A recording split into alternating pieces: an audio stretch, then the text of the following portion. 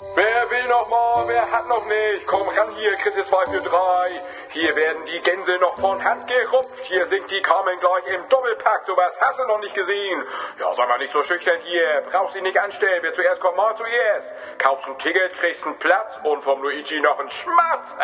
Na, was ist mein Säude? Komm mal ran hier. Du brauchst mal ein bisschen Kultur. Tu dir gut. Für die Erwachsenen gibt's Carmen darf nicht platzen. Da geht's ordentlich zur Sache, Schätzchen. Da wird gelogen, dass sich die Backen biegen und gesungen. Da haust dich aus den Socken. Und komm, dann hau ich dir noch das Märchen mit rauf. Für die Lütten haben wir nämlich die Weihnachtsgans Auguste. Die macht Spaß und gute Laune. Da fliegen die Federn, da geht's rund, sag ich euch. Jungs, habt ihr den Kartendrucker bereit? Die Leute rennen uns hier gleich die Bude ein. Das reicht hier immer noch nicht. Bist du denn wahnsinnig? Ihr macht mich hier nackig. Na, weil du's bist, gebe ich noch einen dazu. Kiese mir das Weihnachtsshow mit Glitzer, Humor und besinnlich werden wir auch. So richtig was für die Seele. Und dann kommt jetzt, hauen wir einfach alles raus. Und dann gebe ich euch jetzt auch noch mal heute Fräulein Wunder, alles im Dezember.